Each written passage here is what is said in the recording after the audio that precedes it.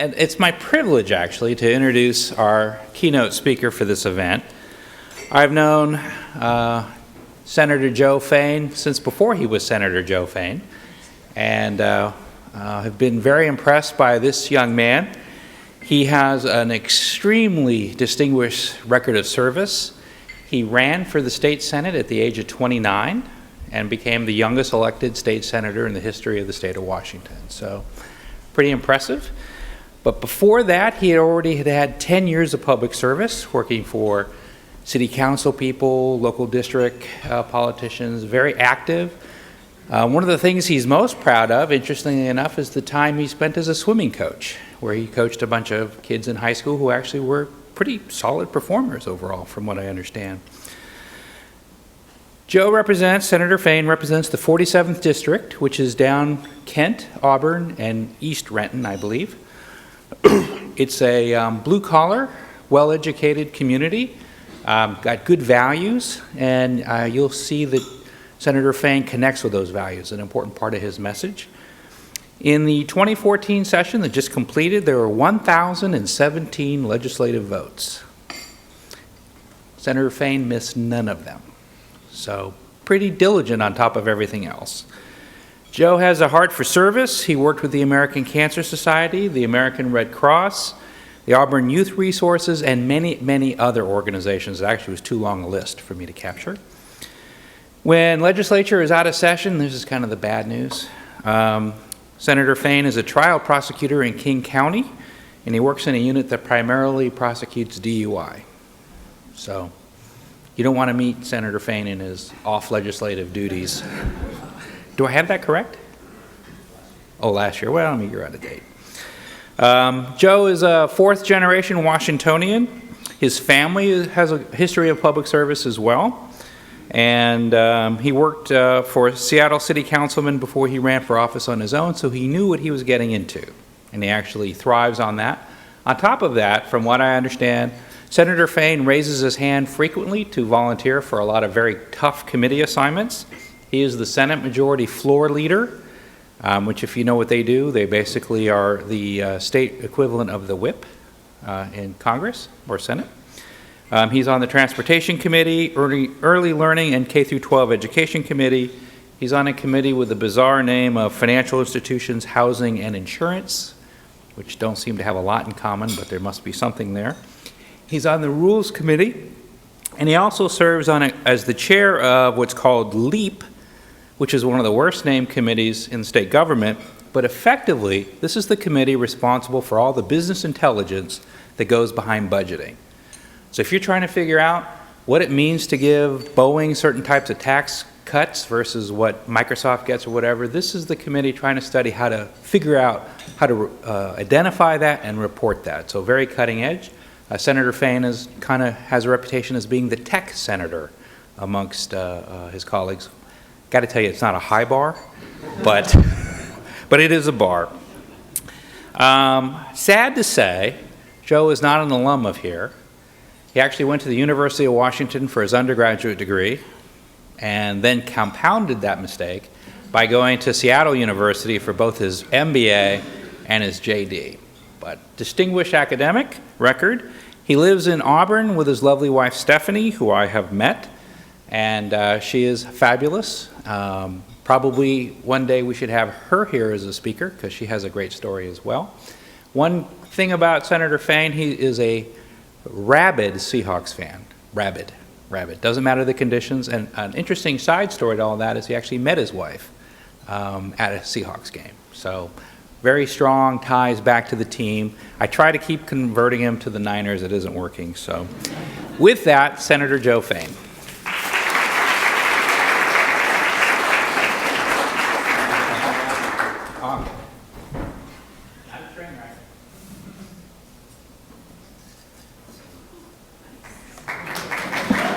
I think we can clap for that.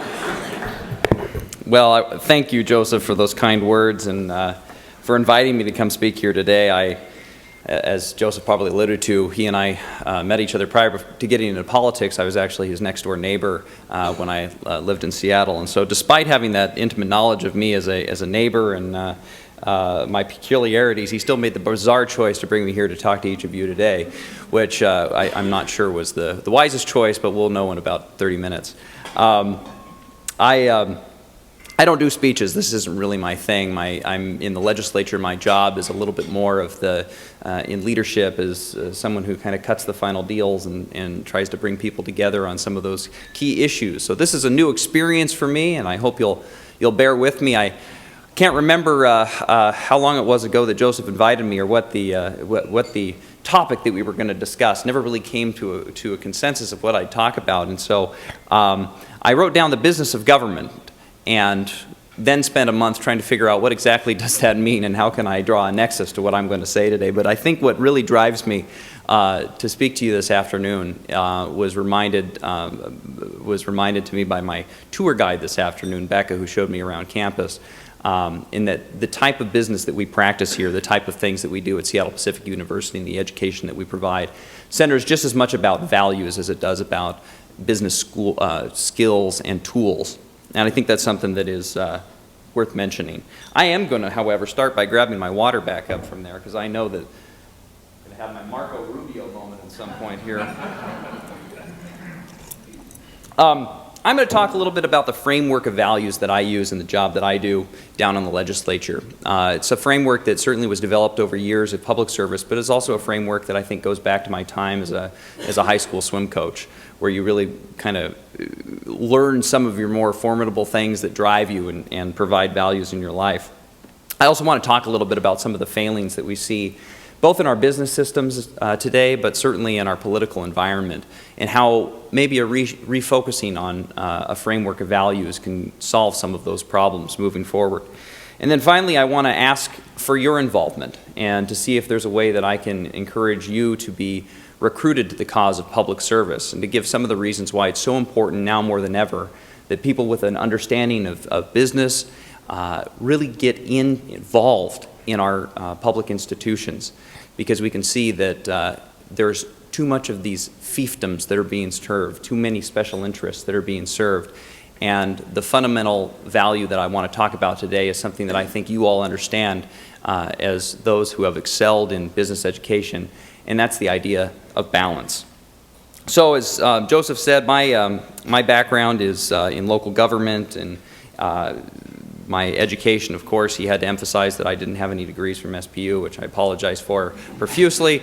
My father has a degree here. My brother-in-law is currently going through his theology master's here, so I will plead my apologies that I don't have one, but maybe we'll pick one up here while we're at it. So,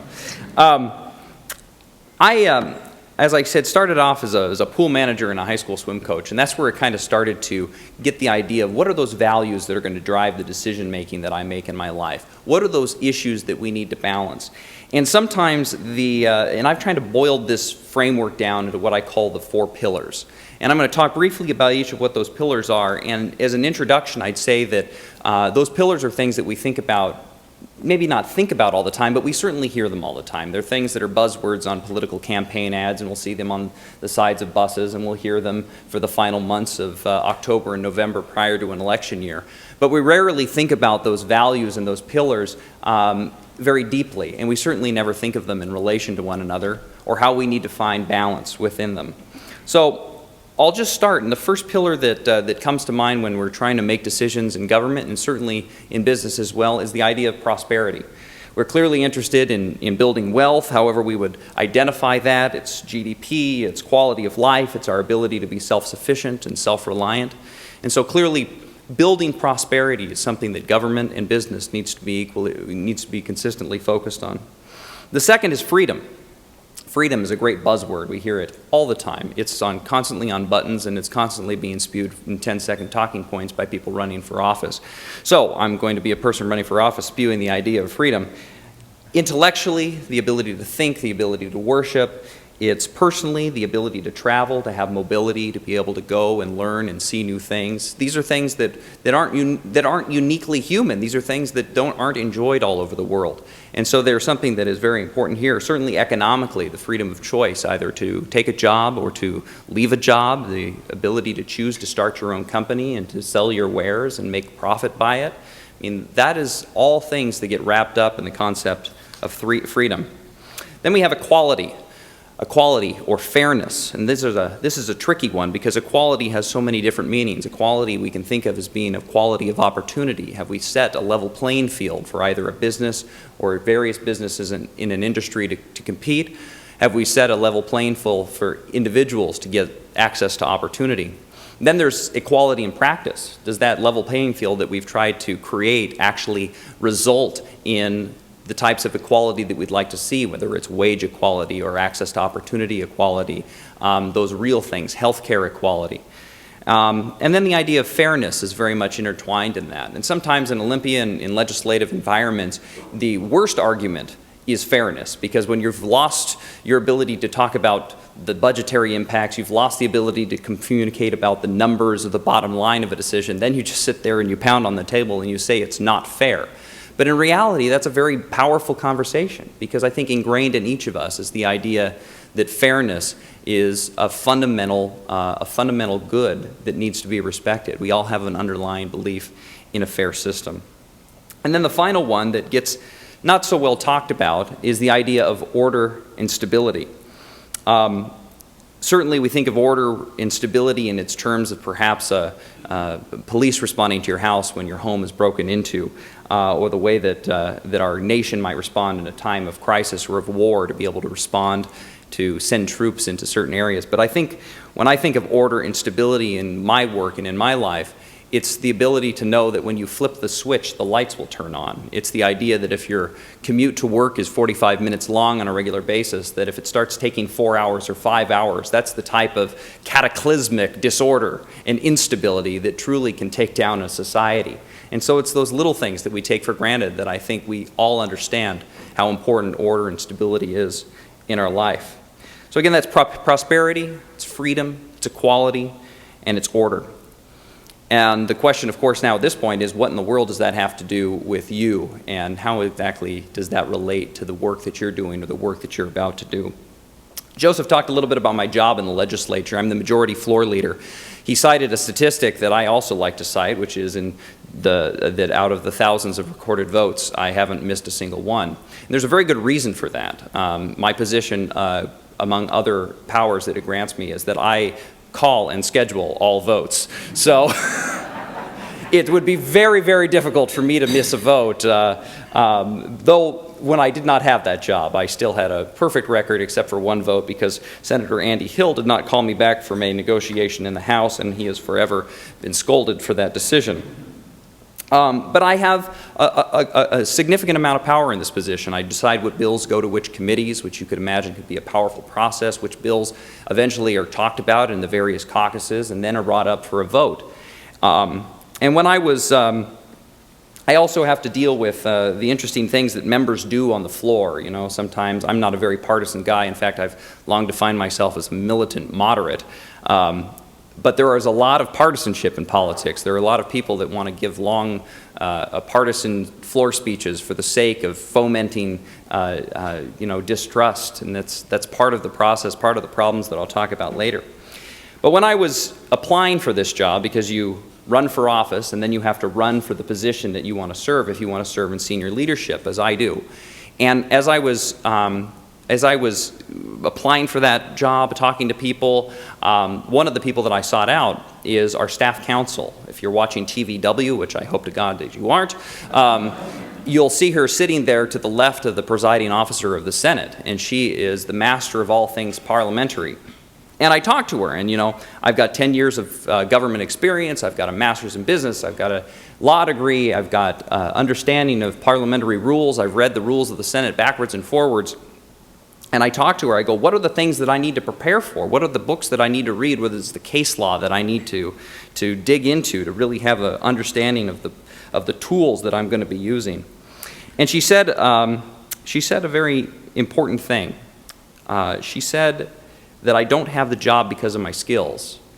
I have the job because of my judgment. And that's not because of any innate thing about my judgment in particular. She was saying that the reason that the job exists is not to be an expert in the rules of parliamentary procedure. It's because I'm going to be called upon to make judgment decisions. when to scold that member that's giving the long floor speech, when to adjourn for the day because things are getting rowdy, when to bring certain bills up for consideration in the process of working with other members to figure out what's the right way to get buy-off to bring those things forward. And I bring that up because as you advance in your work, you'll discover that it's not necessarily the skills that you learn here at SBU or in the other areas of education, though those are important.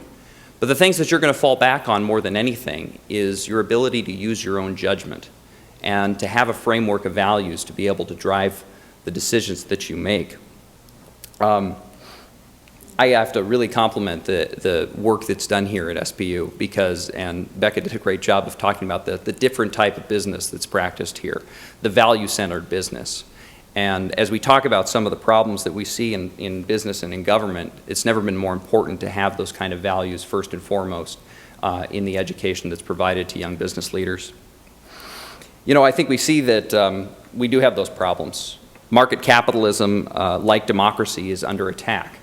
And it's under attack not necessarily just by some of the things that we see protesting down 4th Avenue or socialist city council members. Those are all interesting distractions and things that we can all have debates about whether or not the merit of those arguments, and we can have a policy discussion. But I would say that the greatest wounds that has ever been forced upon democracy and the greatest wounds that could ever be forced upon capitalism are those that are self-inflicted, those that are done by actors within the industries themselves. And so in government, we see we've got this political industrial complex. We have people who are, in fact, we have more people in government that are paid to foment distrust, to be a talking head on television late at night, and to say nasty things about the opposition in an attempt to grab power. There are more people in government that are designed to bring down the system in some regards than there are responsible for governing. In society, we have real problems like income inequality and unemployment, access to health care, and we have incentives that are created that are largely disinterested and disconnected from the long-term goals that we're trying to reach. I'm up for election every 4 years. Half the legislature, or the entire House of Representatives, is up for election every 2 years. Can you imagine what a 2-year time horizon on decision-making is? What that can lead to in government service? Sometimes we see the same things in business in terms of the life cycle of the demand that you're trying to meet. How can we be concerned with the long term, and how can we use our framework of values to ensure that we're looking out for the best interests in the long term? In business, we have many of the same problems, from greed, environmental degradation, concentration of wealth and power, and those same incentives that drive short-term decision-making in many cases. And I know that for a moment here it might sound like I'm an anti-capitalist or anti-profit, and I'm certainly going to tell you that nothing is further from the truth. I am very thankful that while I have chosen public service for my life, that my wife has been able to subsidize that choice by being a very successful downtown attorney. But they say, Winston Churchill says that democracy is the worst system ever created, except for all the others. And I think that there is something to be said about capitalism as well, is that it has its many problems and its many downsides, but it has done such an amazing way of lifting so many people across this country and across this globe out of poverty and provided them opportunity. So is this something that we should say about maybe abandoning the concepts of profit maximization or of shareholder wealth? And I'm going to say that I'm by no means smart enough to answer any of those questions. But I will say that profit and wealth, those are not one big decision that you wake up in the morning and that you make. Those are the results of thousands of little decisions that you'll make every single day.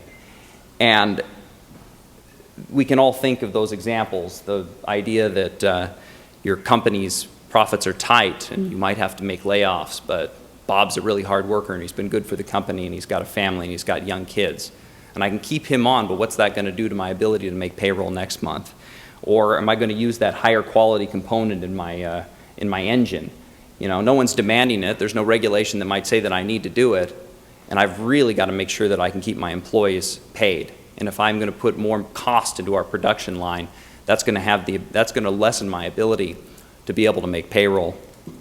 And I'm not here to answer any of those questions, because we can talk about business ethics all until we're blue in the face. The reality is that until you actually face those decisions, you're not going to have you're not going to have any understanding of just how monumental they can be. But the thing about those decisions, and it's just as true in government as it is in business, and I'm a technocrat, and I read everything that's put in front of me, and I try so very hard to understand both sides of an issue. But at the end of the day, the decisions that you're going to face in business that are going to keep you up late at night are not the ones that you're going to be facing with your slide rule, your abacus, or your graphing calculator, or your spreadsheet. You're not going to be staring at your computer screen or going over notes from a previous meeting trying to make the hardest decisions. You're going to be silently staring out a window, and you're going to be thinking about your values, and you're going to be thinking about what's at the core of who you are and how you can create balance in that decision making. Because balance is the answer, and it's a difficult answer, and it's not going to be the same ratio for everyone. When I was thinking about what I was going to say today, I was talking to one of my staffers, and he's a great guy, and he works really hard, and I talked to him about these 4 pillars that I wanted to discuss a little bit. And he wrote down something as part of the notes that he was drafting that I'm going to share with you, and then I'm going to badmouth it a little bit, and so I apologize in advance. He's a great guy, but everybody once in a while, it really helped me think about what I was talking about here. He said, fulfilling one of the 4 pillars, this idea of prosperity, of equality, of wealth, fulfilling one of the 4 pillars should not come to the detriment of the other. Fulfilling one of the 4 pillars should not come at the detriment of one or the other. And I think that the fact that that statement is false is the reason that it's so hard for many of us to make the decisions that we do. You can't have absolute freedom and absolute prosperity. You can't have absolute freedom and absolute equality. In government, we are called to find balance all of the time. And in business, you will be called to draw those same correlations and to think for yourself and to use your framework of values to drive that same kind of balance.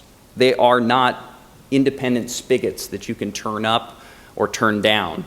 They are an interconnected tug of war that only a strong sense of values and purpose will be able to drive you to a decision that you can then get to sleep at night.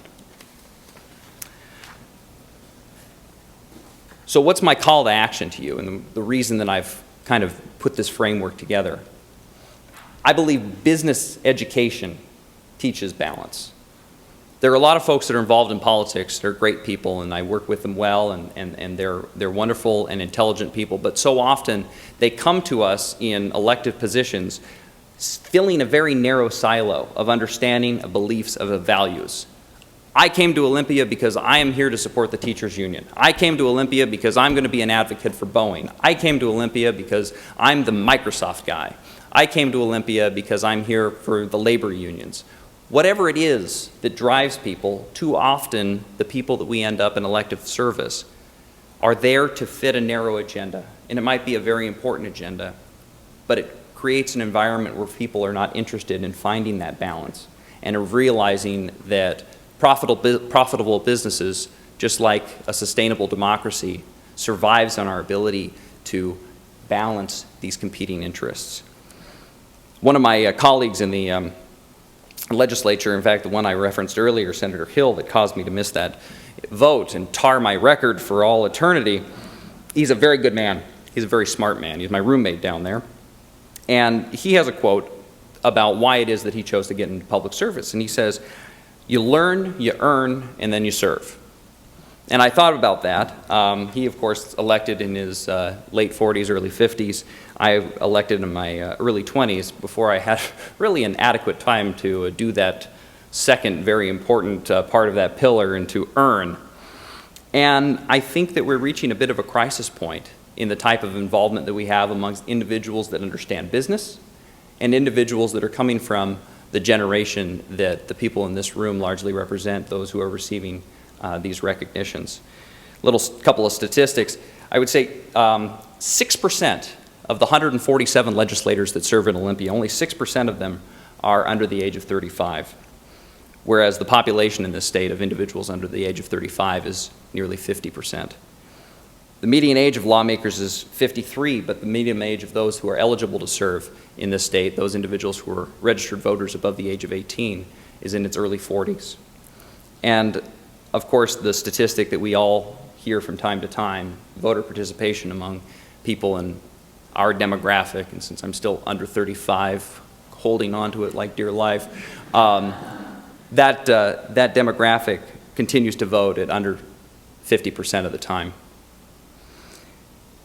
We need more involvement from the younger generation, particularly those who are conversant and understand the language of business, that understand how important it is to find balance in their daily tasks and in the type of representation that they would like to bring to their community. And there are so many different ways that you can get involved. Certainly you can vote, you can volunteer on campaigns, you can get appointed to commissions. My goodness, the number of commission slots that you've never heard of but are great forays into providing service into government, from the Arts Commission, the Human Services Commission, the Parks Commission. There are so many different ways to build that level of experience. But finally, I want to encourage those of you who have the bite to do so at some point, is to put your name on a ballot and to run for office. We so desperately need people that understand balance, that can bring the language of business to the legislature and to other forms of government, because we completely are without that voice being heard more often than not. And finally, we want to make sure that there are people that come from the educational background that's provided by a place like Seattle Pacific University, one that puts values ahead of skills, though teaches skills in and of itself, but skills without an understanding of a framework of values can be meaningless and will really not take us anywhere. I lost a couple of dear friends recently, and I wanted to mention them really briefly as examples of folks in my life who have really understood the concept of balance. One of them, they're very different. One of them was an 84-year-old African-American man, never, subsidized housing up here in the Magnolia community, worked for Governor Gardner as a community organizer. He's a wonderful man, passed away just last week.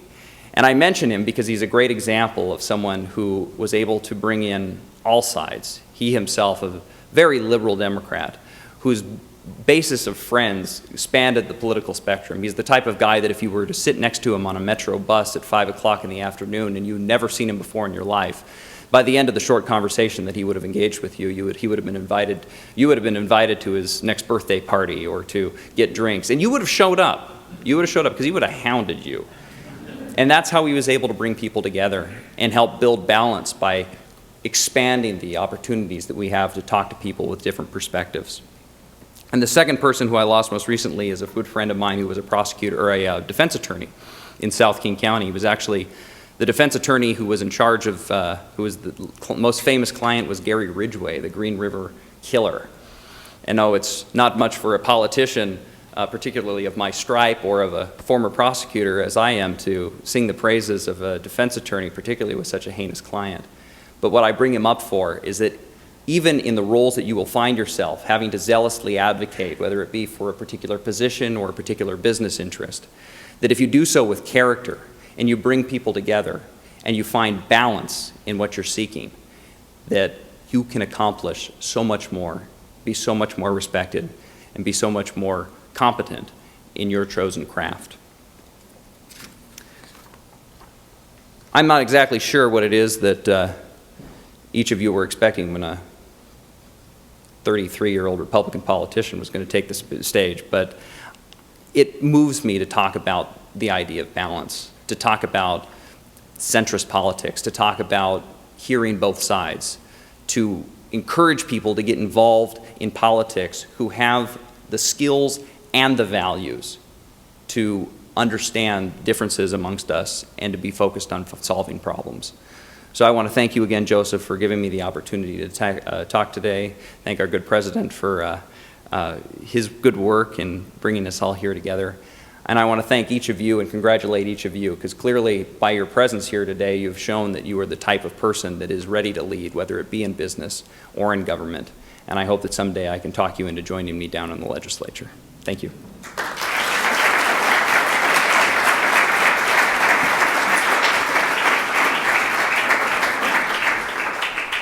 We have time for one or two questions. Anybody have a question?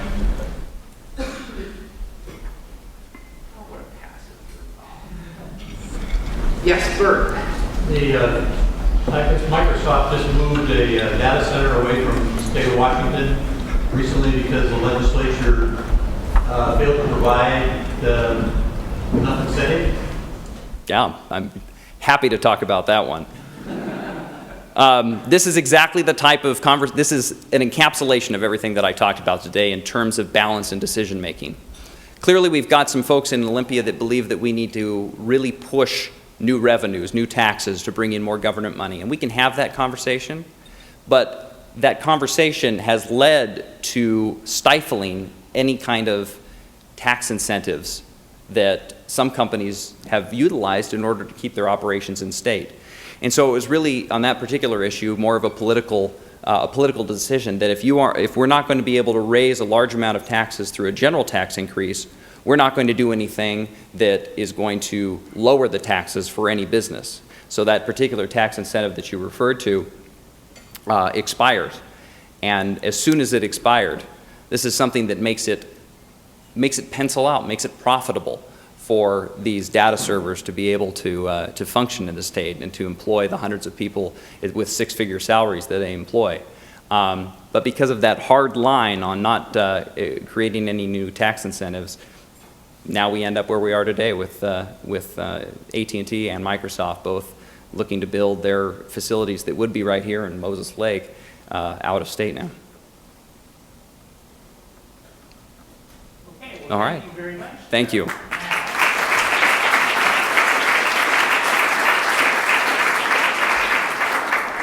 I should mention that Joe and Stephanie also go to the Sounders games a lot. So it's still sports season, and so to help Joe out, we got him a gift that he can wear proudly at the next Sounders game. And it's his very own SPU.